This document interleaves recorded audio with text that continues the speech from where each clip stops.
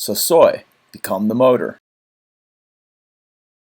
Hey folks, and welcome to another Soy SpikeBoarding tutorial. We're in Encinitas, California, just slightly north of San Diego, and we're going to show you some how slow can you go drills on a back street here in Encinitas. And there are the little Encinitas, means in Spanish language the small oak tree, and aren't those trees beautiful?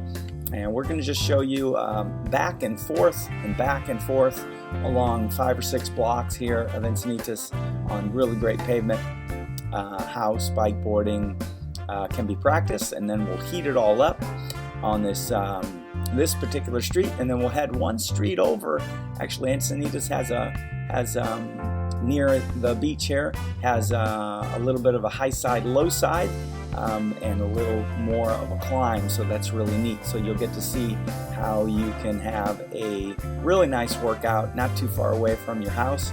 And many of you all over the country might have very similar situations like these. This is a Sunday morning, and Sunday mornings are always fabulous times to go out spikeboarding. People are waking up a little later and getting out a little slower, and pavement is available without much car traffic around. Boy, just can't get over how beautiful those trees are. They're so nice.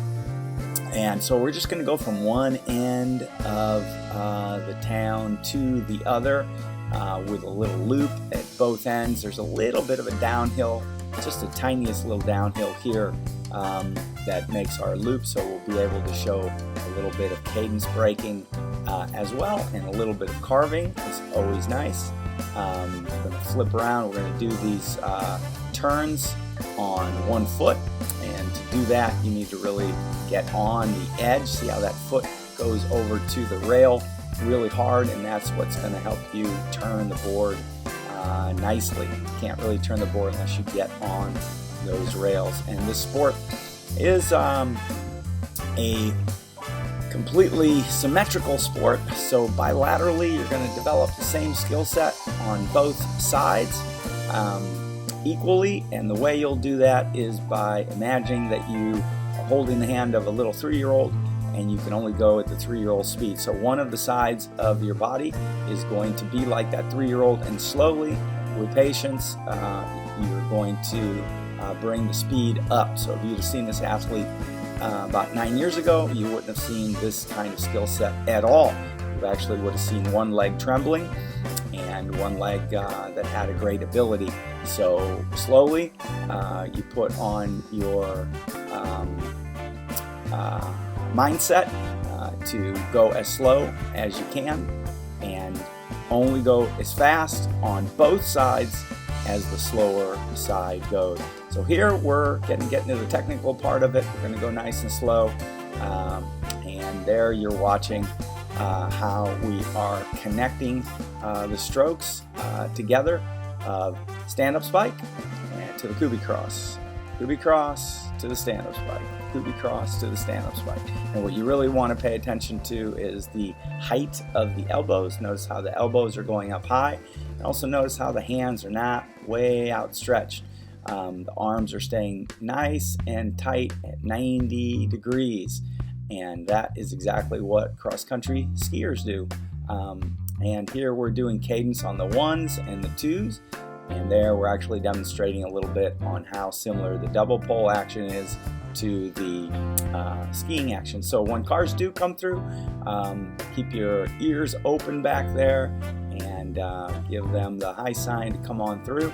So again, like we said, there's not much traffic here in the mornings, and it's a good time to work out. And those little patches of concrete, you want to miss them and not spike into them, because the spike tip, the carbide, only spikes into asphalt, and that carbide comes to us from NCAA, Olympic, and World Cup cross-country skiers roller skiing.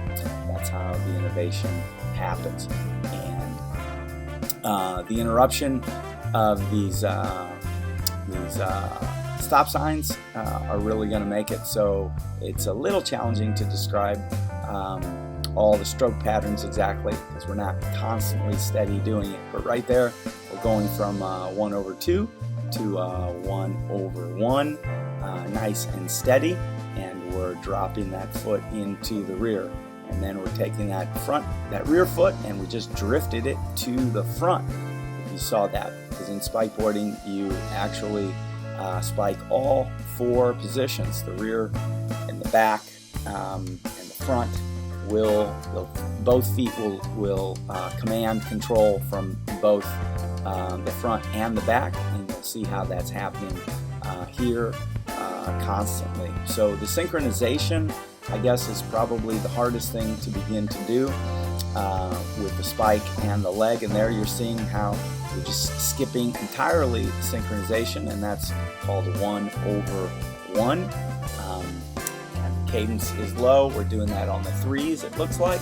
So as you can see, you can actually interrupt that as well and strike whenever you'd like with the feet, but you can go ahead and skip, and that's a nice pattern to get into. Don't worry too much if you're not following this. This is just a quick overview, and we will begin to break down videos and show them to you in slow motion and get all the patterns out there so that you can study them in detail.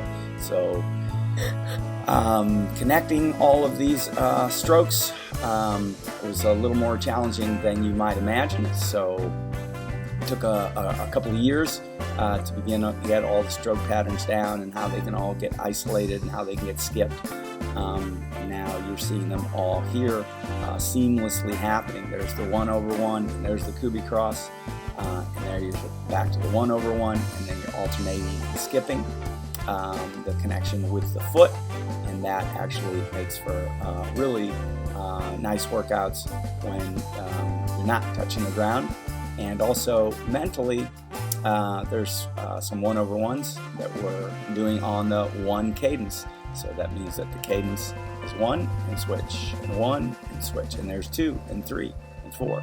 So a lot of this video was just made so that you could have a quick overview, and not so that each activity was coached. But certainly you can get into just specifically doing 1/1 workout. We could do this whole loop on 1 leg and 1 arm and constantly focus on that, and of course that's what we do. But here we just wanted to show you all the manner of workouts, and nice and slow. So as we said, this is going to speed up a little bit, and we're calling this person through. Don't know whether they're looking for a park spot or what have you. Anyway, we're just going about our business here, staying right behind this bicycle as we're being filmed, and bingo, they're looking for a park spot as we had thought.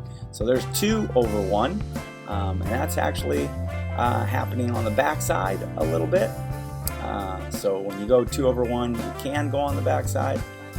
There's the 2/1 again, and there's the 1/1, and the platform upon which you are stepping matters quite a bit when you do all this foot movement. So if you're that's why the board matters a great deal. So if you're taking your feet on and off and off and on and on and off, notice how we keep the feet going from heel to toe. And of course, when you want to behave in this way, you're going to want to have a board that is optimized for this. And that's why this Sasoi board is so good for spikeboarding, because it's basically a motor mount. It's got a 3-inch drop, and that means it's bent down towards the ground, and it offers a great deal of balance because of the center of gravity being so low for the board. So that sort of swing effect, that lowered center of gravity above the top mount of the truck, offers a very, very stable situation. And of course, the length of the board offers enough room to comfortably go heel to toe up to, around size 11.5 feet. So we're going to make boards a little shorter and a little longer to accommodate all feet, but also having your fenders covered is nice. As you see, that skateboard spike swings around, and you do not want it spiking your wheels, so it won't be too much fun for you. Also, folks, if you have young kids and they ride bicycles slowly, they ride scooters slowly, these kinds of how slow can you go drills are very good for parents that need to mind kids. So you can get a really nice plyometric workout on these 1/1s while you mind kids, and look out for them, and then slowly they'll begin to speed up. So you'll see how this begins to speed up here a little bit. And these are nice warm-ups, and warm-ups in spikeboarding are not only muscular, but also they're kind of mental. So when you have this much technique and coordination that you need to connect, it's nice when you put it all through the motions slowly, and then you can begin to tap it out a little faster. Here we're just showing how we're switching from our carve position, from left side to right side, and of course one of those sides is dominant, and what you want to begin to do is increase the skill set of the non-dominant side slowly, and then you too will achieve this perfect symmetry between dominant and non-dominant carving. Some of you might think that it's impossible or super challenging. It's not as impossible as you've always thought. This particular athlete rode a board their entire lives. It wasn't until he was 46 years old that he learned to switch. And part of learning to actually switch carve and switch kick is in effect just stepping up and beginning to do it, and also following a couple of key simple concepts. One of them being that you probably want to start on a scooter. So all of this switch kicking that you're seeing waist down, this all occurs a lot faster, people, if you get on a scooter. We like to use a scooter called a kick ped, and they're about $230. There's an inside Kubicross. It's the third stroke that was to appear in spikeboarding, and what it allows you to do is to switch your legs, as you see right there, and the spike stayed in the same spot. So you could carry something, or you could continue on. If you had an injury in one hand, you could still get out there and spike quite a bit.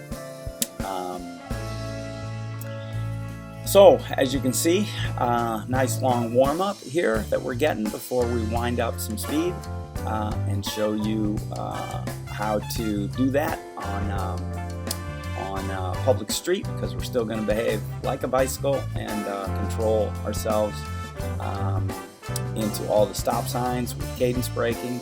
And we're back here at the end of the pickle, and there's that orange Dodge Charger, I think it is. And as you can see, we're carving and drifting the board at the same time, and that is what is very casual to reduce speeds with. We're going to ride this rail once again, and around we go, and we ought to have taken it in the other direction to keep it even. So we got a little lazy there. Actually, we just followed the bicycle's lead on that. So you do want to begin to carve these turns around each time, one side to the other, and really develop that ambi-pedal skill set. And we're just climbing this tiny little mound in one arm. So one arm climbing 1/2, as that's known, SUS 1/2, stand-up spike 1/2 is very, very nice. And little climbs like that, just that's where you want to start. So if you live in Encinitas, you want to start right there. That's your best place to start climbing with one arm over 2, and that's the kind of place where we started, and then that just leads you to more. Here's a little bit of samples on how the high toss is done.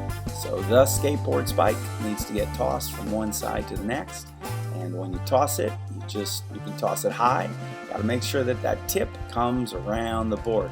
Every single time you toss that skateboard spike over, you need to get it up and around the fender, and you need to consciously say to yourself, it's cleared, it's cleared, it's cleared, it's cleared. Do not add power until it's cleared. And as you can see, it can get a little tricky there.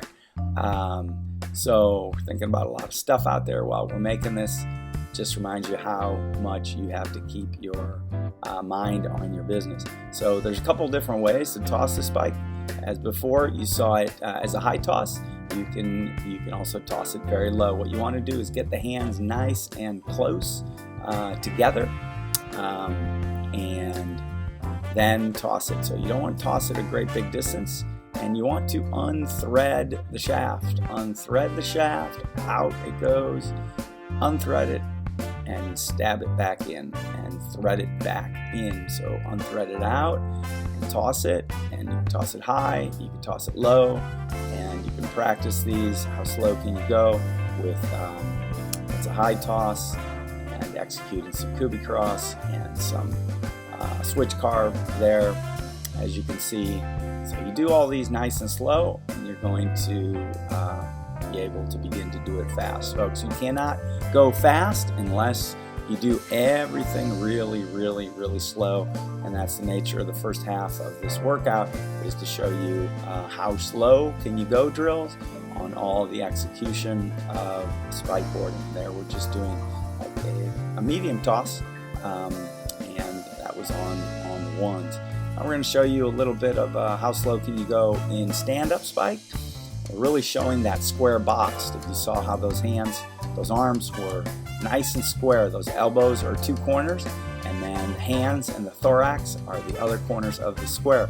You want to spike your square, drive with your core, and you want to swing your square back.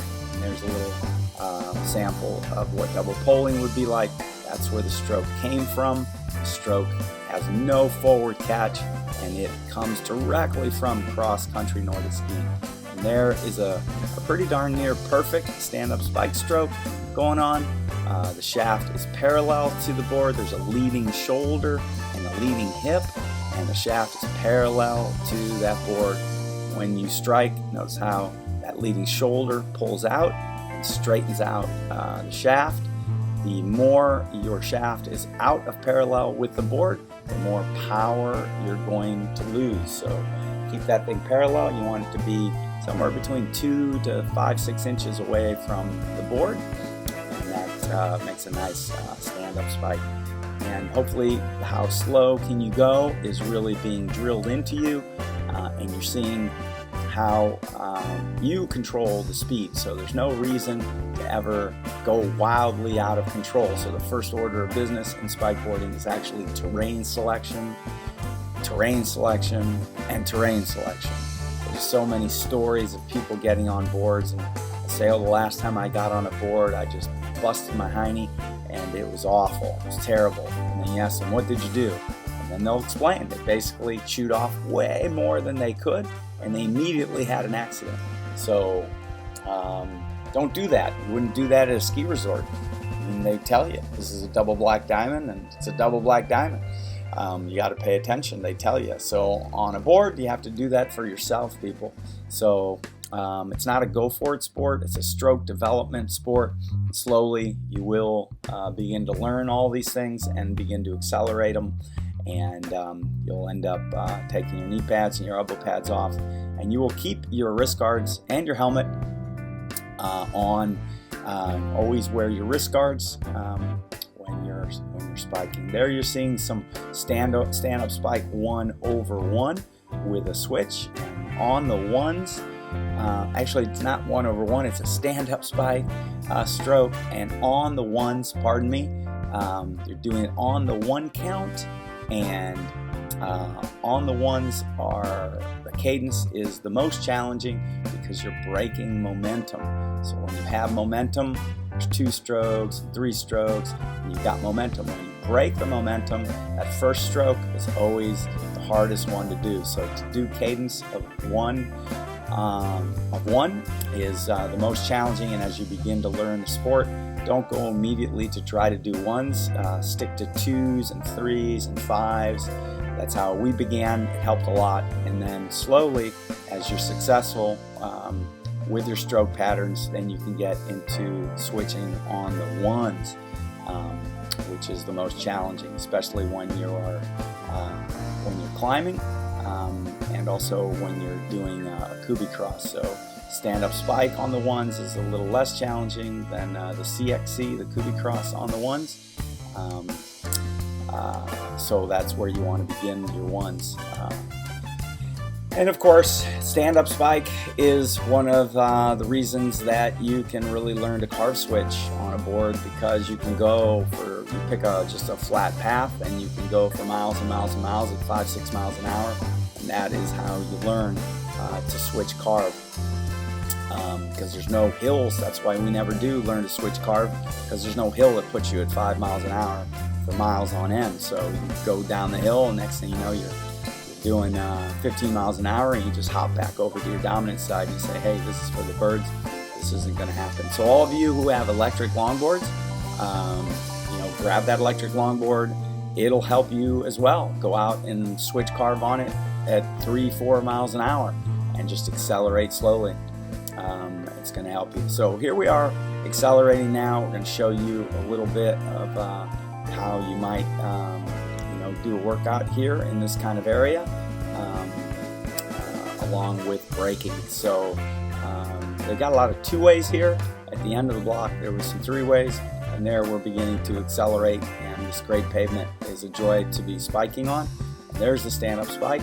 As you can see, you calculate the gap there over the concrete, and just go ahead and skip it. Do not spike the concrete. It's not going to be a happy day for you. And you can really see as well how well that skateboard spike functions. That top hand is rotating over the top of that ergonomic skateboard spike handle, and without that rotation, you wouldn't be able to execute the stroke at all. So the skateboard spike and the stroke itself are sort of born all at the same time. Without the tool, you can't execute the motion, and the motions can't be executed without the tool. It sort of goes hand in hand. You can try, but there's not going to be much performance. And after we get through that little 2-way, we're going to come up here to a stop sign. So just begin to reduce speed, calculate braking distance. Again, if you can calculate your braking distances in a car, you can do it on a board as well. Just see what's coming at you, and you have experience as to what's going to happen. In that particular instance, we just used the rollout, and we didn't even have to do that much cadence braking because there was a little bit of an incline up there, so that slowed us down. So as you can see, the stand-up spike stroke is very efficient on both sides. Of course, it's completely symmetrical at all times, and again, the one-arm work is really nice in between the stand-up spike, and it takes a little while to begin to get your vector line for your shaft completely parallel with the board, and you don't want to be accelerating to those speeds until you know you're not going to be spiking your front or your rear wheels, and those are things that can happen, and they do happen to beginners. Once you get all of the neurology cooking and it's all muscle memory, you won't have to worry too much about spiking your wheels, other than when you are carving in one arm. So when you're carving in one arm, you must have a constant attention to not spiking your own wheels and getting your spike far enough away from those rear wheels. As we said before, you want to alternate the turns and do these one-legged turns on a different leg each time, and just stick true to that, because if you can, you're going to help yourself a lot. And more or less, that's the radial turn that you need. You need a pretty wide turn. Even if you get on the rail, it's not a really tight radial turn, but the board will turn inside of 2 road lanes normally, for sure. And we're going to heat this up a little bit here again. As we said, we got the first 2 blocks that have stop signs in 4 ways, and then we get into a 2-way situation where we can blaze right through those. But also showing you how to respect 4 ways is a good thing, and you want to respect local traffic laws and also be safe at all times. So there's plenty to do here in regards to speed work on a little circuit like this. And as we said, we're going to pop over one more street that has actually a little bigger hill, and we can do a little more work there. Here comes another 4-way. make these stops. As you can see, there's a lot of drifting going on with the board heel to toe. And I think that's the last 4-way. If we start heating this up, we'll know that it is. We're getting in these 2-ways. And there you're seeing just skipping an alternate and not engaging the leg. And that is a nice thing to do. That happens basically because you're over the center line. There's a 2-way. You just blast straight through that guy. And this pavement was so clean, in effect, that it's a good demonstration of how the stand-up spike stroke will actually go a little faster than the Kubicross stroke. So at any given time, the stand-up spike stroke can get up to maybe, say, 18, 19, 20 miles an hour. And when you can do that, then you know, you can't really kick at that speed because the leg can't come over that fast. So the stand-up spike stroke, as we see, just lose 1 or 2 miles an hour, and the Kubicross stroke can come back in and engage. But when it starts going slightly over 18, 19 miles an hour, the leg speed is not going to be able to carry that fast, and you're going to need to put both feet on the deck. So what we like to say is spikeboarders never lose their motor. You absolutely never lose your motor. You can continue to accelerate whether your feet are on the deck, whether your feet are off the deck, and you can go up hills super well as well with the engagement of legs or without the engagement of legs.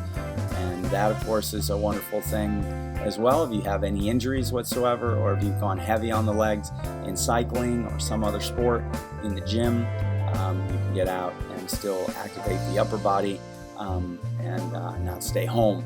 It's a full body sport. We hope you're enjoying seeing how slow can you go. Leads into a little warm up, and of course we're not going to show you as many times as we probably would have done here. We're just illustrating little samples on how workouts are done, and all of you folks that like strength, endurance, balance, and you may not be so happy with a gym, there you have it. So that was a workout on the lower side of Encinitas. Look at all those beautiful palm trees here. Cardiff by the Sea is just a little further down, a little outpost of Encinitas, and we'll show you some videos over there on some climbing. We climbed Chesterfield, and we're climbing this little lump right here. Notice how there was that little drift straight back. Caught the board. There's the drift again. When things get steep and punchy, drifting and climbing and drifting and climbing on that Kubicross is going to help quite a bit. And up we pop, and this is the high side of this little pickle loop. Pickle loops are just out and back, and there's a fella out for a run, and of course he's not engaging his balance while nor is he engaging his core, nor does he probably know that spikeboarding exists. So folks, if you've ever ridden a board, you're actually in possession of about 25% of everything that you're going to need to start. If you've never ridden a board, don't worry about it. There's been people who started who were inline skaters, hockey players, who've never ridden a board in their life. There isn't that much board skill to learn, and you're not skating backwards, you're not skating upside down, you're not skating through the air. Those things are very, very challenging, and all that's skateboarding. This is a lot lower, and it's much more important. Just learn the technical aspects of the sport, and then you're off and running. Once you've got them dialed in, it's just a repetition of the same thing over and over and over and over and over again. Exactly like a good spin in cycling. And here we're just taking a little advantage of this hill to exercise our bilateral balance and our nose over knee and knee over toe. Notice how that left shoulder is dropping, and you always want to drop your shoulders. Drop your shoulders. That's what gets you over that center line. And all skaters skate over their center line. That nose is over the knee, and the knee is over the toe. And whether the propulsion is coming from the spike, or the propulsion is coming from the leg, or both during the CXC stroke, you need to have that shoulder dropped, and you need to have your nose over your knee and your knee over your toes. There you see it clear as day. And if you find that your rear foot or your front foot is coming back to the board, it's because you're dropping the wrong shoulder. So you need to get over that center line. If you're not getting over your center line, you cannot glide. You must be able to get over the center line. So force yourself slowly to drop the shoulder and balance over the center line. Spike basing might help you quite a bit. You folks can go check out spike basing, and that is indoor or stationary spikeboarding drills with spike basing. Helps quite a bit to balance over that center line and build quadricep strength. And here we're showing just 1/1 on a little bit of a climb. This athlete isn't particularly expert at this. There's people that are out there doing it a heck of a lot better. 1/1, and there's people who could summit that whole tiny little mound on one leg and not have to switch. This athlete is switching here, and we're finalizing this little downhill, and then we're going to turn around and climb this. So as you can see, there's a nice little pitch, and wow, this asphalt is absolutely perfect out here. Can't tell you what a pleasure it is to be out here working out on this loop, and of course to have been able to have done a nice warm-up really helps. So here we're showing you just a little bit of cadence break. We're coming down this hill, and as we saw, we sort of pressed our head back to show you keep your head back, your shoulders back, your head over your shoulders, your shoulder over your hip. And that is how you handle these downhills. So you don't need the foot drag. You want a cadence break. You want to drop with the heel first, and then bingo. There we have our little turnaround. Now time to do a little bit of work. So we had a nice glide all the way down, which was a certain amount of a plyometric. We're just going from one leg to the next, and there's a spike tip, and there is a skateboard spike that we wanted to show you. So the skateboard spike's made by the Sosoi company, and Sosoi means stand-up spike, and OIX. OIX are the three governing symbols of spikeboard racing. O means downhill, I means stand-up spike, and X means Kubicross. So you start getting on race courses, and those indicators will be chalked onto the pavement. They will be mandatory. So there was a little drift to the rear. You can see how well the Sosoi board handles those drifts, because that's one of the big reasons that you've got drops. So you can drift in between. So not only does the drop situation offer tremendous balance, it also offers an ability to switch drift between the board. That helps a lot when you're climbing. Here we are again on the ones, and the ones, one cadence is the more challenging cadence, and again, stay away from it until you can do 2s, 3s, 5s successfully, and then you can get into perfect ones. What I mean by perfect is the spike comes around and you're dropping it at as parallel as possible to the board. Normally that first spike stroke is going to be out of parallel, and then you correct it with momentum. Here we are climbing with the stand-up spike stroke and the Kubicross stroke nicely, and we're doing that from the rear. Notice how that skateboard spike's staying on that same side.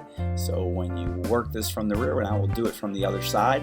And there we are in the rear again. From the rear, you can connect the strokes very, very quickly, super quickly. There has to be no skateboard spike toss in between. So going in between these two strokes from the rear. So right now, if we had to go and do stand-up spike, we have to take that spike over, as you saw. So all the combinations of these things need to be running through your mind before you execute a switch of stroke.